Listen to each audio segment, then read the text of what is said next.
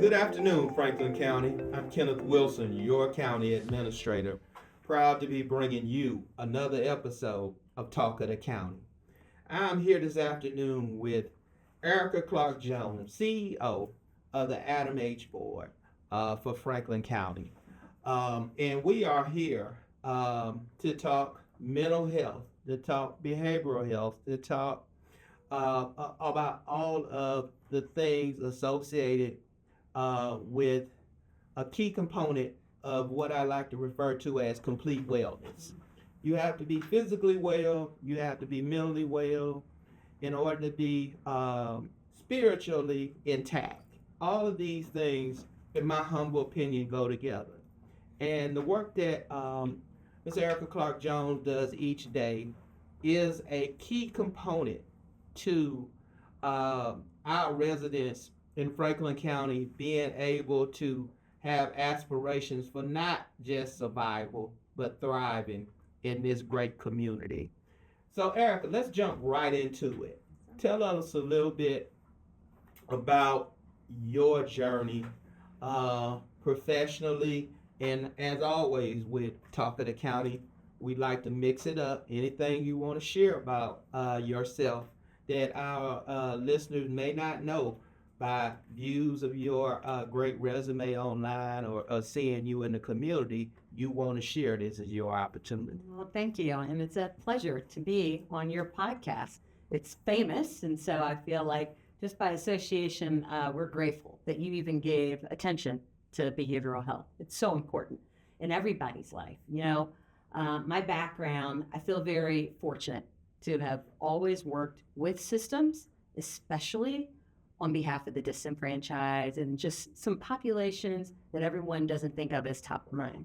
I like to say my career is full of highlights that improve the quality of life for all of our residents in this county. And of course, if we can reach further outside our county, I'd love to do that.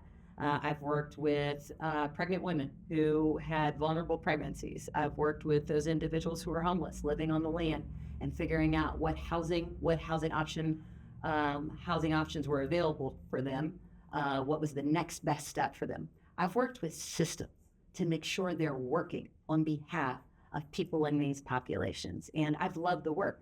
I feel like it's an honor to be able to do this as my day job, but to get so much personal fulfillment from it. And the behavioral health space is no different. You know, I came to the Alcohol, Drug, and Mental Health Board, or your ADAMH, here in Franklin County in 2020, just 7 weeks before the COVID pandemic. And in one sense, when I look back on it, it was like the perfect storm of awareness about behavioral health and everyone's mental health, not just our own personal mental health journey, but that of our community and what connectedness looks like, what support looks like, and where do you go for resources. So when COVID hit, mental health was everyone's top priority, right? There was the physical health, trying to keep us well and free from disease, but then there was, how will I connect and make it through? And how can I help someone else make it through?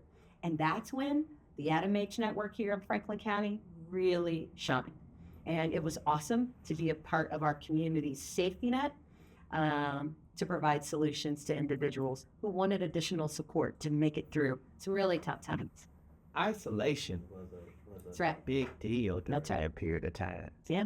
Individuals just had to be forced to hibernate. Absolutely. Even, I can imagine a life for an extrovert during a period of time when they used to being out in the community, used to being out, engaging with people, sharing their colorful personality, and then you're just at home exposing your colorful self just to your closest circle, and in overstimulating them. Yeah. But that was and them overstimulating us. And so, but you had to go through that. I mean, looking back, that was wild, and everyone was like tuning to the get a briefing to find out what was shutting down next.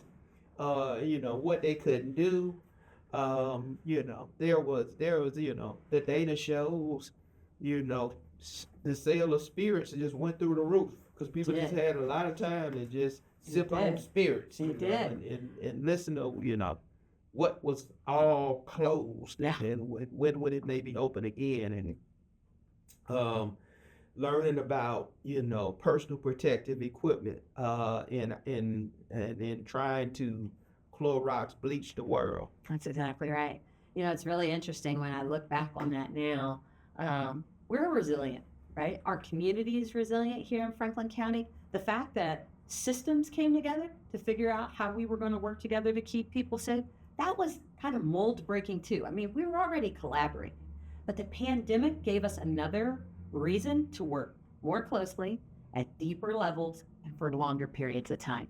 And I think the residual of that effort, how we came together, helped us be stronger like we are today. There are so many positive outgrowths in this community, and I'm super proud to be a part of it. It's funny, you mentioned the sale of spirits during the pandemic. Yes, they did go up. But now what you notice in our community, the increase in non-alcoholic special beverages, because everyone has kind of checked in on themselves and said, okay, this is what wellness looks like for me. And I think our support system for behavioral health has allowed people to say, hey, you get to define wellness on your own terms, but here's the support that you need. And people are activating through that. And they're saying, okay, look, this is what I require. I want to take a walk every day after work, be in nature, get some perspective. This is what I require when I go out to dinner. I want a non-alcoholic beverage because I don't need alcohol to cope anymore. I can rely on different coping strategies, and that's better for everybody, families included. There's an elevated meaning to it's okay not to be okay. That's right. Talk a little bit about some of the challenges that we face today in the community, in amplifying that it is okay to seek treatment, Absolutely. to have a therapist. Let's normalize having a therapist. Let's normalize talking to someone about things that are uncomfortable. Yeah. In certain communities, the suppression of emotions is just still a significant barrier to getting treatment in certain special populations. Yeah. I will say thank you for bringing up this question. Maya Angelou says, when you know better, you do better. And in the last several years, what has really emerged as a theme is mental health for all persons, right? In all things. How do we find access to support that allows us to be as healthy as we possibly can be on the mental health front? Stigma is a challenge. But I will tell you, the overwhelming surge in demand for behavioral health services, a therapist, group sessions, support for our kids, support at work, everyone's demanding it, which is great. That's what we want to see. The demand has gone up. But what we've got to do is eliminate awareness of all the resources that we have in our community for folks to tap in to say, okay, I want to try this for me. I want to try that for me. But it first requires getting over the stigma to say, you know what? I need some help. I need support on this journey. Or I know I'm going through this. Who can help me through this? And the answer is there's several options. And I feel incredibly grateful to live in a community where we do have several options. Here at ADAMH, our job is to make sure we have a safety net of care where anyone can access it, regardless of your income, regardless of your age, regardless of your race, regardless of where you live in this town. You can access mental health services whether you have insurance or not. That's what ADAMH is here for. We're supported by a taxpayer levy that says anyone seeking behavioral health support, and that comes in many forms. It could be you're having a crisis episode. You could be on a recovery journey. You might want prevention for your kids. You might want to make sure you have consistent access to treatment. You might be a family member and need to know how to get through this on your own, or you might need housing. Those are the 6 buckets of care that we make sure our safety net has. And so, yes, demand's high, but the number of providers available are here. We, again, contract with 33 different agencies doing all of that work to make sure no one is turned away for any ability to pay at all or where they live, and getting over the stigma. So now that you know the resources are out there, it just takes action. It just takes one person taking the next best step. Don't think about the long trajectory, but take the next best step to say, I think I need some help and I want to talk to someone. And once you do that, it opens up a whole world of care that maybe either you haven't had experience with or might have had a limited experience with, but behavioral health care, mental health care, it looks different. It's evolved just like we as humans have evolved. And really, really fortunate to live in a community where these resources are available. Will you explain how the network of care works? Yeah, sure. ADAMH is a lean, mean organization Yes, we are. that distributes the millions of dollars. That's correct. That come through the levy. That's correct. And thank you for mentioning the levy. Very fortunate to the Franklin County voters who just last fall passed our levy with 66% approval rating. And it guarantees us funding over the next 10 years through our voted property tax. And our administrative overhead is about 10%. 90% of everything we bring in goes right back out to the community, all areas of this county, northeast, south, and west. And it goes to the providers that are providing care. So any provider network or any provider agency in our network will not refuse you on any grounds that you can't pay, you're not insured. As long as you're a resident of Franklin County, you get care at one of these agencies. You're guaranteed care. Now, there are several agencies that exist outside of our network.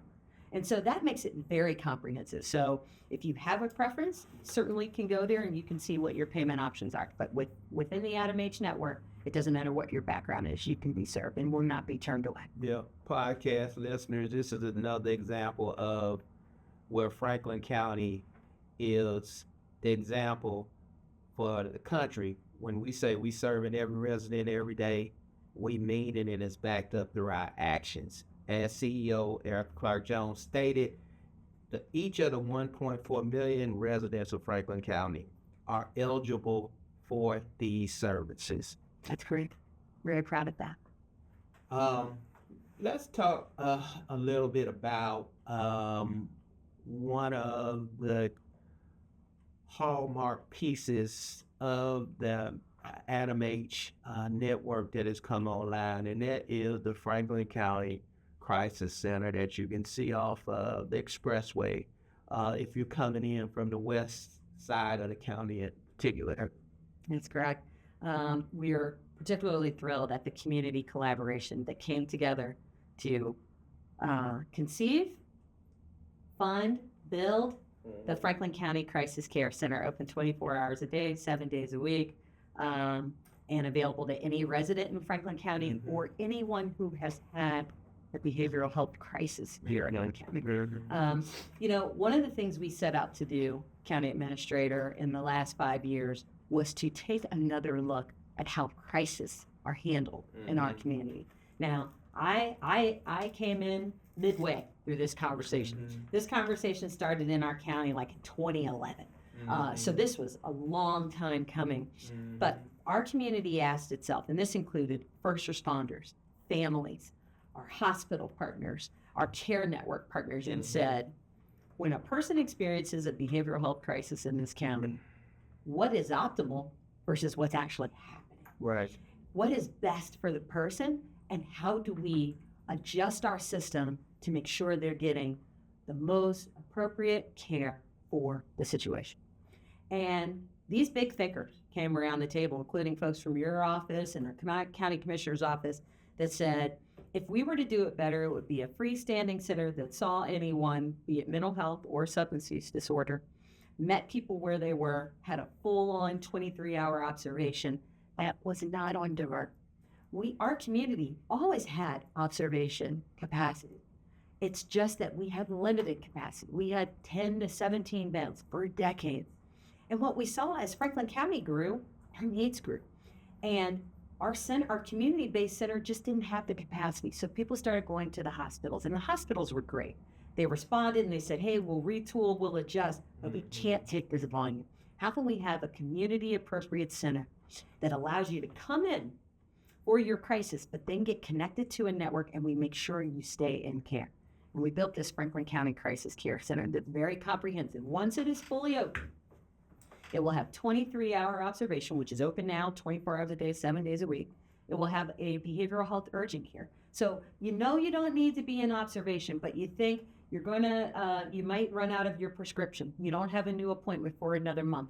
You know, if your medication runs out, you risk becoming destabilized. How can you stop in and say, hey, give me a quick wellness check. What do I need to keep going to my next appointment? That will also be available later this year, early 2027. And then if there's any reason that you need to be admitted for longer observation past 23 hours and require inpatient care, we'll also be able to do that right on site. This is made possible by the voters of our voting population here in Franklin County and through partnership. We partner with every hospital that I told you about that's in our network and all of our adult serving hospitals in the region that says we're going to work together, stack hands, and make sure no one is dropped in their care journey just because they have a behavioral health crisis. So much careful planning went into the establishment of the Franklin County Crisis Care Center. That's right. I mean, it was benchmarked after the most effective like facilities in the United States. That's correct. Learning from all of the best practices from other places, yeah, and adding the knowledge that is specific to Franklin County and what works here. There are so many details that excite me about the place. And one is the way it is designed, no one takes a step backwards. Okay. Everyone is constantly moving steps forward when they walk into the facility in a situation of crisis. You are exactly correct. We believe recovery is a forward journey. And we don't want people re-traumatized or visiting what happened the night before when they came in, perhaps in a state that was less advantageous to them. You know, one of our key constituents for the Crisis Center is our first responders. We encourage first responders, right, when they're called, whatever the situation is. We're grateful for our first responders because they show up no matter what we ask. Yeah. But they have an option now to the hospital emergency department. If someone clearly is in mental distress, they can bring them to the crisis care center 24 hours a day, 7 days a week. That includes law enforcement, EMS, and our mobile crisis response team, which, by the way, 5 years ago, we didn't have what we have now. We have 9 mobile crisis response teams, always able to take dispatches from 988 or 911 to go out and meet the individual that's in crisis in whatever place they're in. They don't have to come in. So we're administering care in the community, and we're doing it at the crisis center. And I should say, 988 has been huge. Just again, in 2021, our community launched 988. I'm grateful to our partners at the state of Ohio. They adopted 988, and Columbus jumped right on. Franklin County said, we want to be one of the first to say we want full-scale adoption of 988. So between the someone to call, which is 988. So if you're not sure, someone may or may not be in crisis, it might be a family member saying, what do I do? You call 988. Mm-hmm. Someone to come is our mobile crisis response teams. They come out, they're in vests, they're in marked cards. They come out, it's not law enforcement. There's usually a clinician and someone able to assess the situation and say, okay, you might need to go to the next step, or here's what we can do to stabilize you right in place, right in your own community, in your home, or in your workplace. And then lastly, if it's a situation where you're much safer inside in a monitored environment, caring about your wellness, you come to the Crisis Care Center. We've had over 50% of our persons visit the center are coming through walk-in. So between first responders and walk-ins, our center is really taking hold. And in the last 8 months, we've had over 4,000 people visit that center. Another thing about the Crisis Care Center I want to highlight is a focus and attention to the individuals that will be customers. But talk a little bit about the elements that were built in for the employee experience. Yeah, absolutely. What a great, thanks for calling that out. So we were inspired. We had a model, and that was Nationwide Children's Hospital, because the health of the employees is just as important as the health of the guests who are in the unit at a temporary basis. At the Franklin County Crisis Care Center, we know that both of those things matter. And so in the design of the facility, we have wellness spaces for employees. And I'm glad that you brought that up, because our behavioral health workforce They are heroes. They're salt of the earth. They do the good work day in and day out. But they too need a place to stay well, right? To be able to step off unit, collect themselves, reflect, to be able to gather strength, to go back onto the floor and administer care in the best way possible. On the second floor of our Franklin County Crisis Care Center, there is a patio, a courtyard just for employees, right? It is away from the population. It is away from street level dynamics. It's a place where they can step off unit. It's beautiful. It's online. You can see this interesting element online. It has planters, has a little garden. It has places for them to sit. You can get the sunshine, and you just step off unit, and you have a place to be able to go outside in a safe and quiet way. We have the exact same porch/patio/courtyard for the guests. So guests have that ability to step outside, get fresh air, step off unit, maintain their wellness or their journey. It's a part of their journey back to wellness. So we offer the exact same thing for our employees. We have large break rooms. We have personal lockers for them to be able to make sure they're not worried about the safety of their items or having the space for them to be able just to make sure they keep top of mind what's important. And most of the time when you work in an institutional facility, That's right. you don't get to leave for lunch. And you all went to various places and looked at the quality of food that's provided to the employees. We did. There's a special emphasis on that too, I want to We did. make sure that's not missed. I love the fact that you brought that up. You know, a lot of people don't bring that up, but food is a part of your healing journey. Food for the individual that might have come there in crisis, and we want them to leave not in crisis, and those employees that work there. We partnered with Recovery Innovations. They are the operator of our Franklin County Crisis Care Center. We visited their facilities across the country. And one of the things that is a key element to their care is the healing power of food. They've got registered dietitians and chefs that make meals that are healthy, that take into consideration whatever conditions individuals are coming to us with, and they're planfully executing menus that are life-affirming, right, centered on wellness, low sugar, protein rich, vegetables, nutrients that you need to feel whole and to feel healthy again. We actually had a funny story. I can share that on a podcast. I don't say this out with you. Talk of the county. You do? Okay, great. Well, we were visiting the location in Baton Rouge, and I can't remember if you were on this journey or not. I missed it. Okay. Unfortunately. Okay. Well, we went to Baton Rouge, and I was with some of our trustees and some community members that went on this trip to see how appropriate this model was for Franklin County. And we had a couple of people with us who were on their own recovery journey.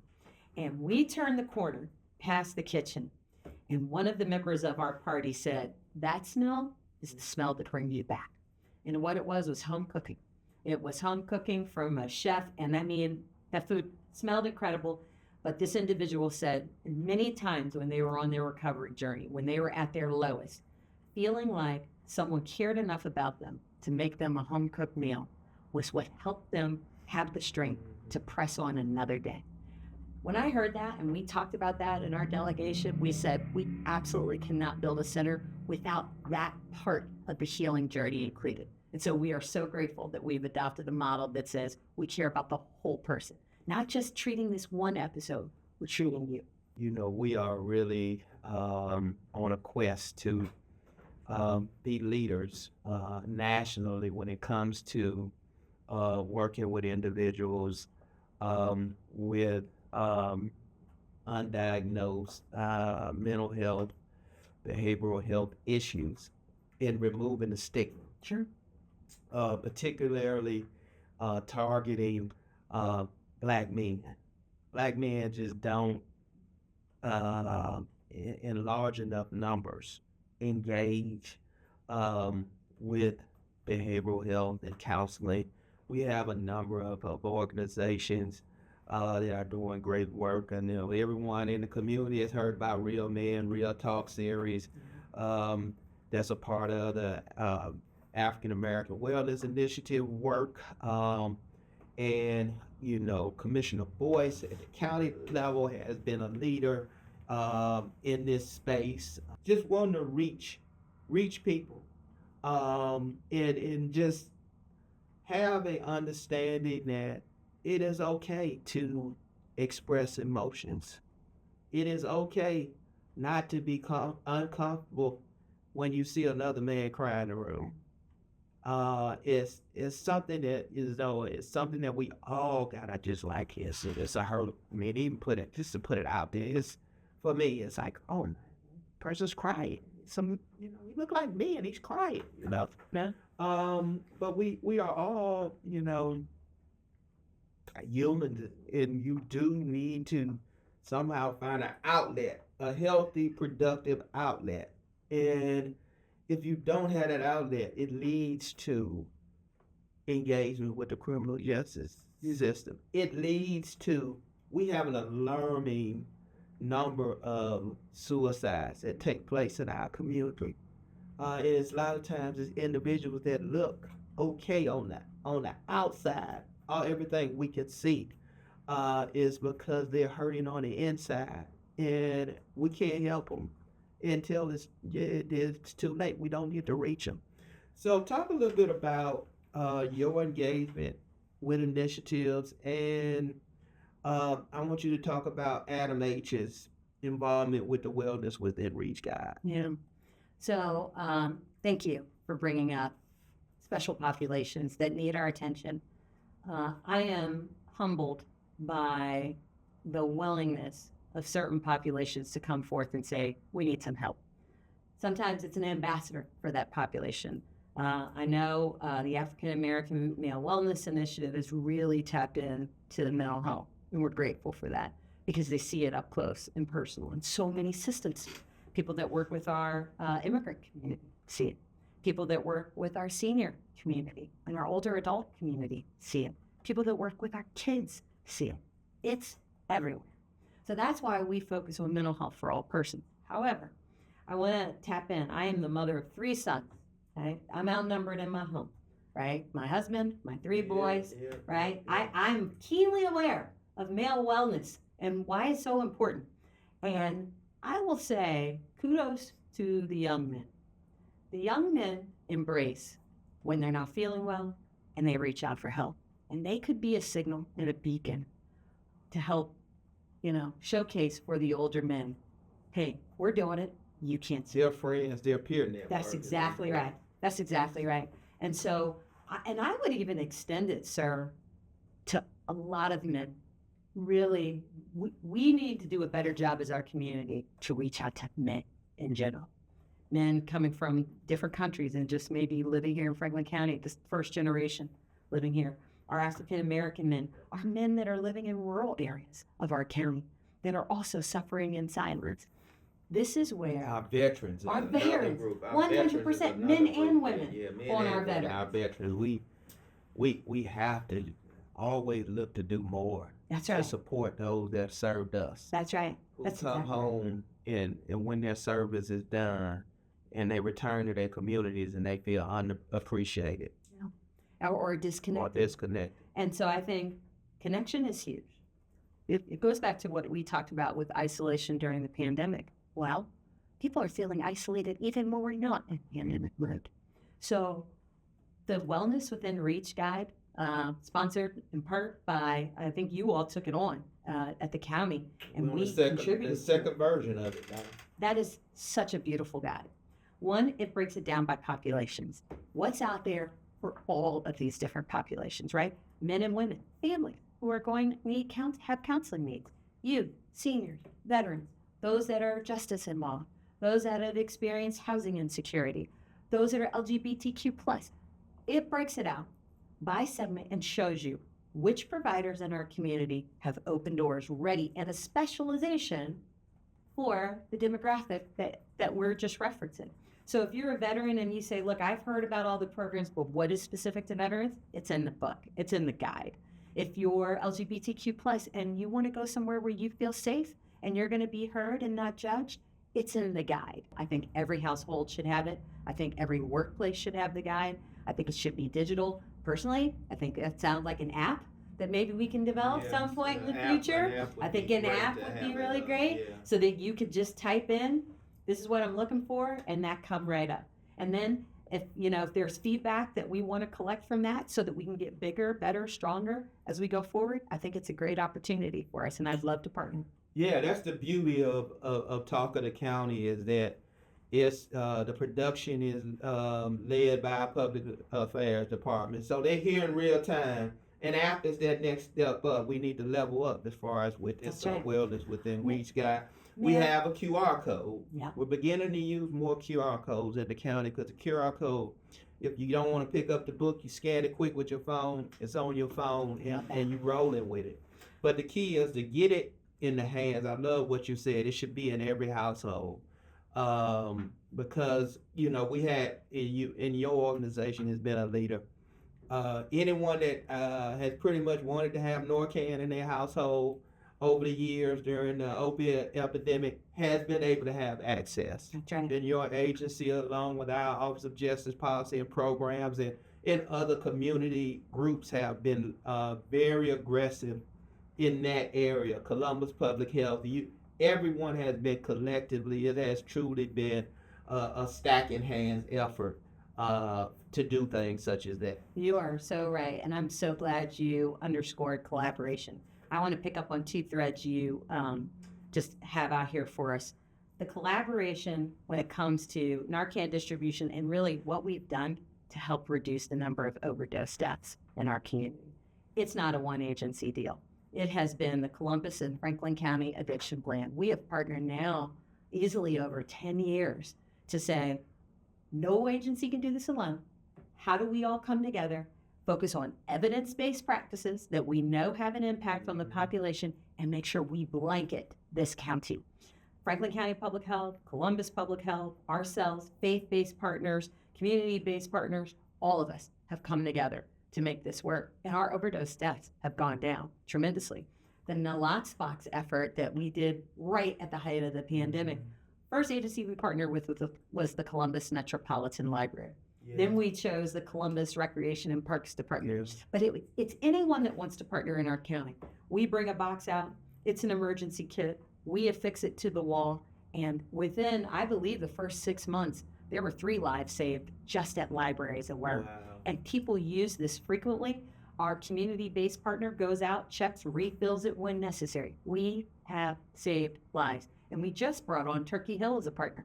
So now all Turkey Hill locations have a naloxone box, free Narcan, be able to be administered right there on site. Wow, every Turkey Hill. Every Turkey Hill. We just had that announced. Lockbox. That's right. That's exactly right, in Franklin County. And so that's distribution right there. That's right. Turkey Hill is everywhere. And that's the key with partnerships. We just don't want to partner. We want to partner where it makes sense. And so the other thing you brought up was the digital availability of resources. 988, we talk about that all the time, pick up one number to call. Well, 988 has text to chat. So we recognize there's a whole segment of the population that prefers to text rather than talk. And so you get right on the website, you text 988, and you can say, I'm at this address, this person is having a crisis.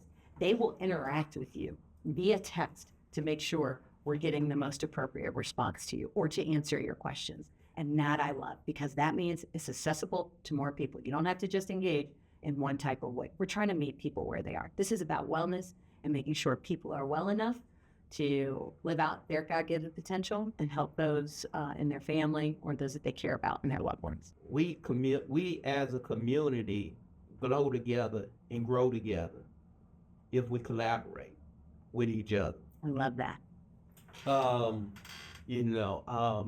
One of my deputy county administrator, Joy Bivens, like to talk about, you bring your jelly, I bring my peanut butter, and we got a sandwich, and we gonna make this work. We're gonna do things for people. I love the simplicity in that statement, and we really what it means. You put yours with mine, we further together than we are apart. Yeah. And before we leave this topic, Franklin County, our children are so valuable to us as we grow and grow as a county, and we must think about and focus on every child in this community having hope. Every child in this community being in a situation where they don't feel like their unique differences is valued. Yeah. And the reason I say that is because one of the leading causes of death for children under the age of 13 is suicide. And it's so sobering to me to think about that. Of all the things that is a threat to a child under the age of 13. Yeah. There. Wow, you said a lot there. And a lot that we could go into. The power of collaboration, but not just collaborating for collaboration's sake, collaborating on something that's actually going to change a life and change the trajectory of our community. And I cannot think of any better cause for us to collaborate on than to make sure children thrive and that they don't entertain suicidal ideation. So this year, that is the topic of our annual meeting for ADAMH, and it is about how preventing suicide is all of our responsibility, and where we see different roles, different people in different sectors, all having a role in keeping our kids safe, making them feel connected, making them feel empowered, and therefore happy hope. I will tell you, I love what I'm seeing from Nationwide Children's Hospital. I love what I'm seeing from our school districts. Our regional school districts are thinking differently because they're on the front line. They see what kids are going through every single day. We support all 16 school districts. ADAMH supports all 16 school districts with prevention dollars. But what we're hearing is, hey, can we use these dollars differently? Because the face of suicidal ideation is changing. There's so much online interaction. There's so many different ways it's showing up in school performance. Adverse childhood experiences are growing. So you've got school districts paying attention and giving information. You've got Nationwide Children's Hospital using their clinical staff and embedding themselves inside the district. You have Franklin County Public Health saying, if we look at the universe of adverse childhood experiences, that can be our next best collective impact effort. Let's bring ADAMH. Let's bring health providers. Let's bring neighborhood-based. Let's bring faith-based. Let's bring education partners. And let's figure out how to let children grow and therefore glow. Yeah, I talk all the time about Team Franklin County, and that is a mentality and a mindset that we must have, that we are a team. Yes, we have different titles. We play different positions in the organization, but if we all do it well, we're going to be the best and we're going to win, not for just the sake of saying that we're the best, but people receive the best services and the best treatment. Talk about some of the mentors. There's like a picture floating around of you that look like you about 19, a part of the Mayor Coleman's first administration. You was like one of his junior rock stars, with the coolest mayor of all time, and you was there looking about 19, like you had just left high school and started working in his administration with a cast of other people that I know now that are in great places doing great things. It's nice to look back and see my interface with so many mentors. My time in the Coleman administration was formative. It was formative to my service in government now. And I tell people it might look glamorous now, but it was not glamorous then. My first job at the city of Columbus was answering phones on then the mayor's action line. And I took the job. It was that 311. It is now 311. It is now 311. You are correct. It is now 311. That was one of my projects, as a matter of fact. But my job, I was making $40,000 a year. I was to answer phones between 8 and 5 to take complaints and concerns from the residents of Columbus. And I took everything from high weeds, potholes, shootings, to how people felt about taxes and what they thought about city services and government in general. And I did that day in and day out. And I will tell you, it was one of the best jobs in retrospect, because during my time on the mayor's action line, I learned about what drives people, what they care about, and what they expect from their government.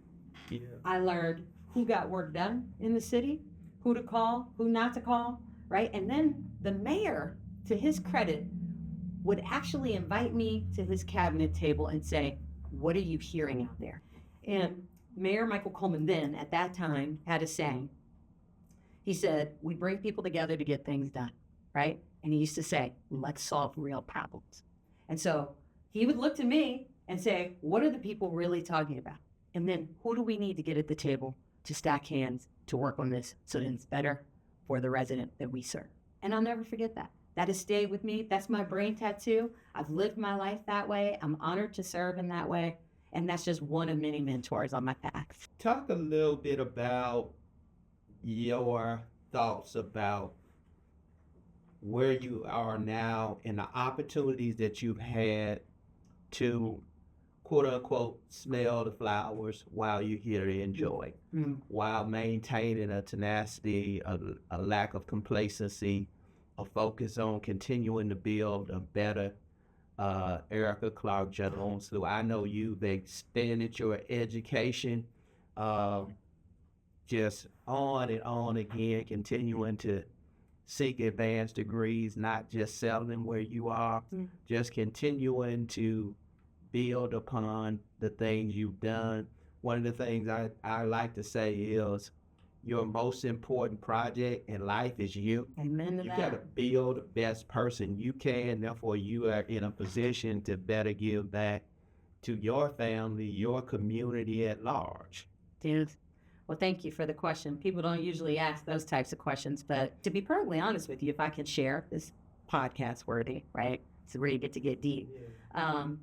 I entered college right after high school, and I had to stop my bachelor's education because our family hit financial hardship. And so I left college, moved back to Columbus, and started working for the city.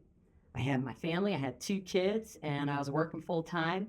And I said, I got to get back and finish my education. I went to Capital University at night. I took 1 class per quarter for 2.5 years, paid off my debts, and I said, I'm going to graduate with my bachelor's before my kid graduates from college, from high school.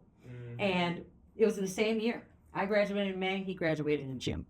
And after that, I didn't stop because I said, okay, I can do this. I can work and finish my degree. So I was a late bachelor's achiever, although I started my bachelor's right out of high school at the University of Chicago.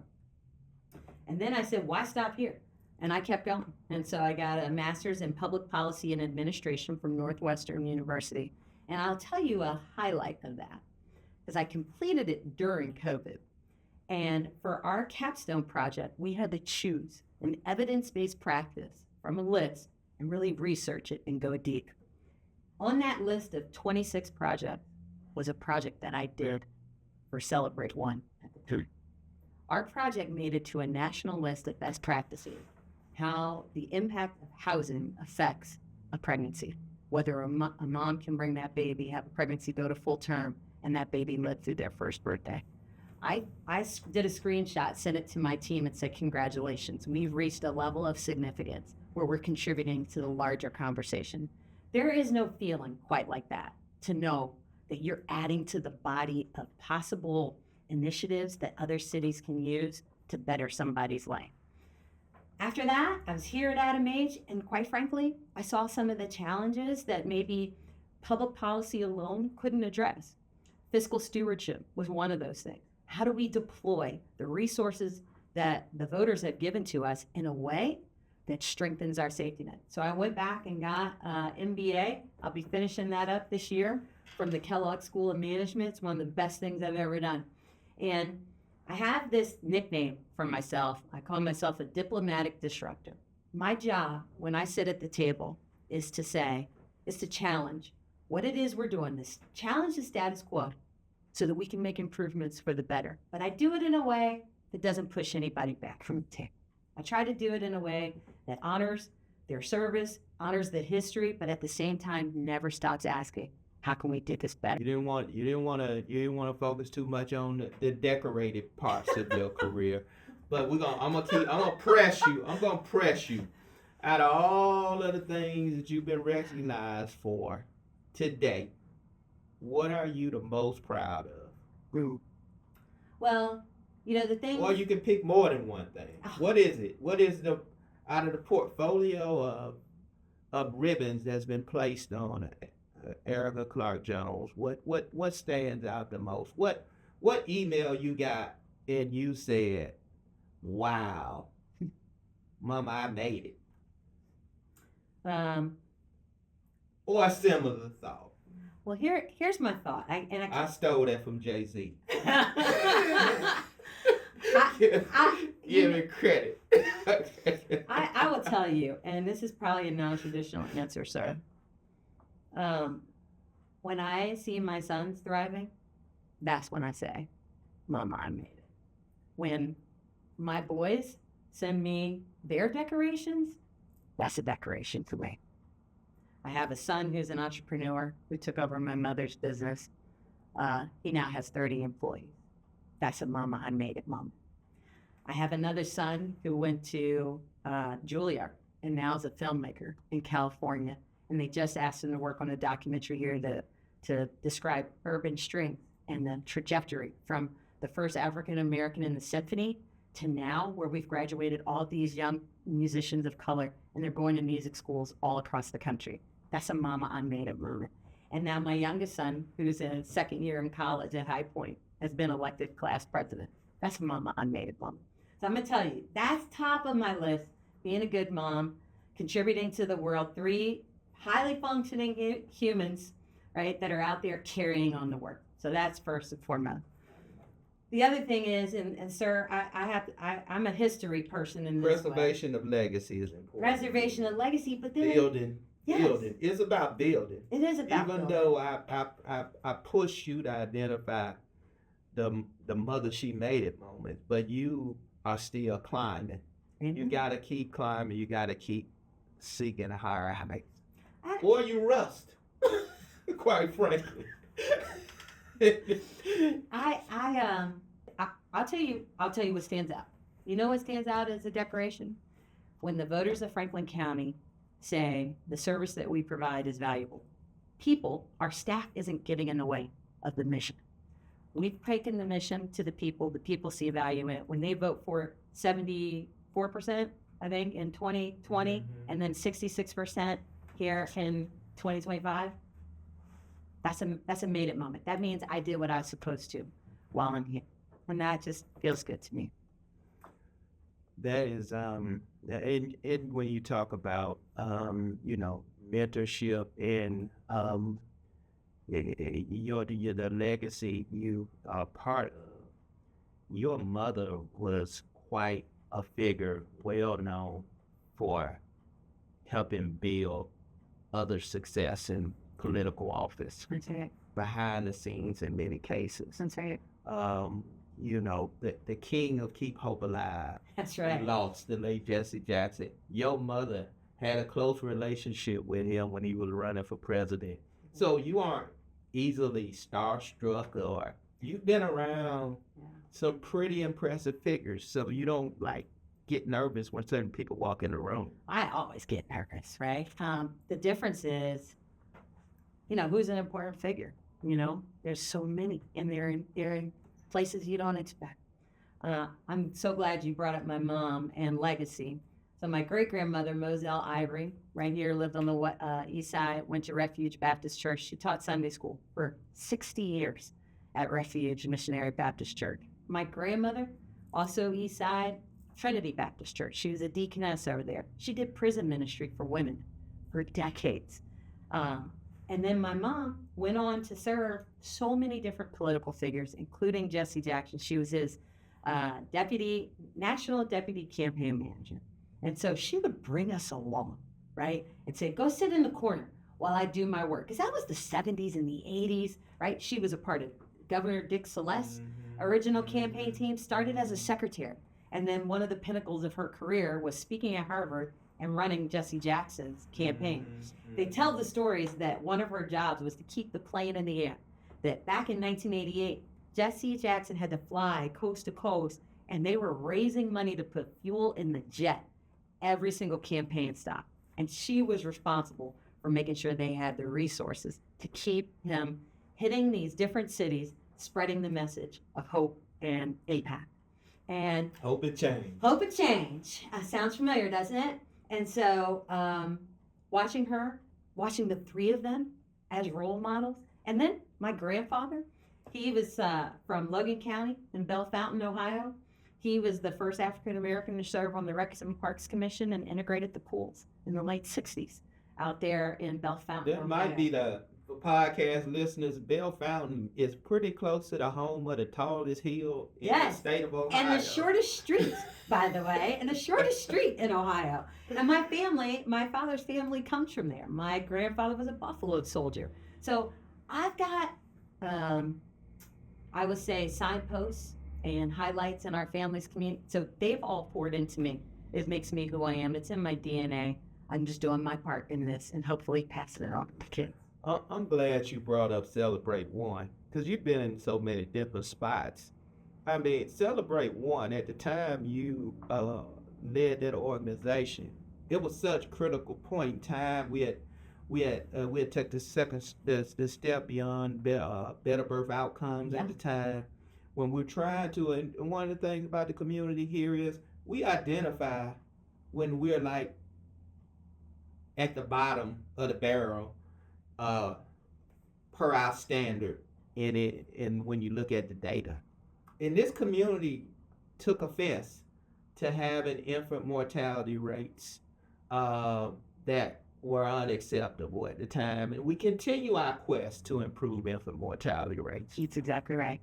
But you went into that, you had to go into that job with the thought of saving babies' lives. And now you're doing it, and we've been talking about it here almost an hour.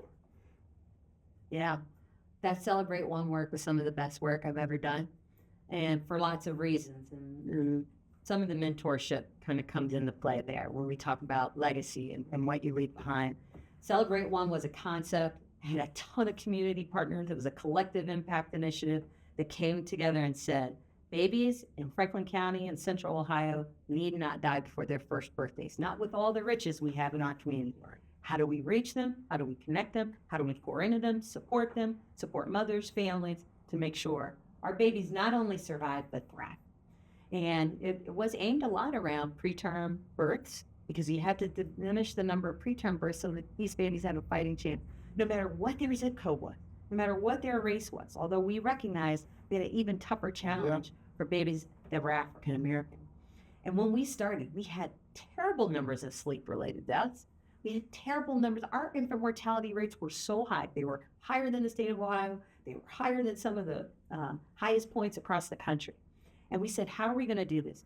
So we brought, together medical professionals, nurses, and so forth. But the other thing we did is that we brought community to the table. Because our medical provider said, if this was a medical problem, we would have solved it. This is bigger than a medical issue.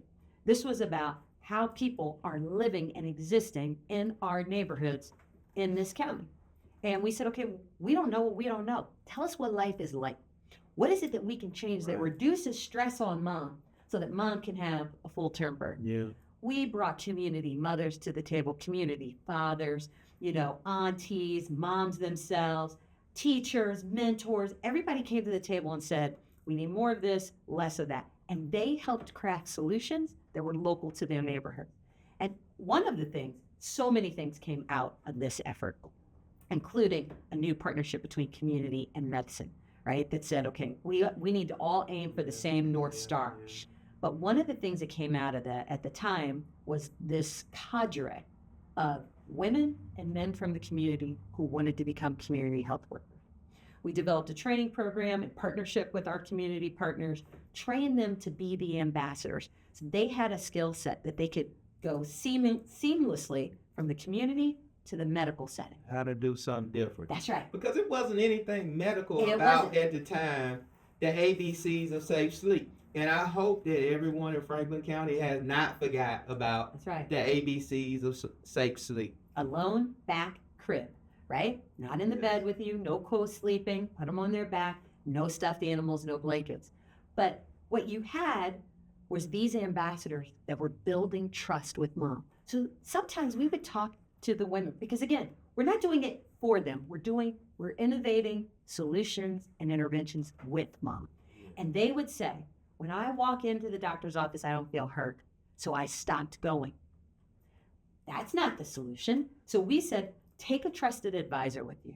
Take this person who will walk alongside you through your medical appointments, make sure you're doing things, getting the things that you need. And so you started having a relationship with these community health workers.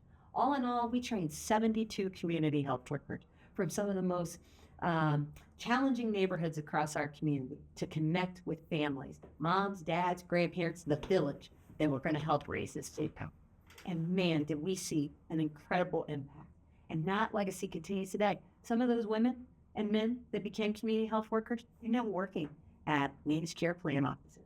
They're working in our health department. They're working in our hospital. And that's one thing that I'm really, really proud about. All those men and women that came together and are now a part of the fabric, the caregiving fabric of our community in a real way. That's great, Erika. And the infant mortality rate has dropped over time. Now, is it where we want it to be? Not yet. But we're working on it. We're working. We're working on it. Those efforts are still continuing. That's right. As we get ready to land the plane on this Talk of the County podcast, I'm gonna swerve into some few other lanes before we wrap up. It's the Talk of the County off the script, off the beaten path. Some of it's simple. I ask the typical questions.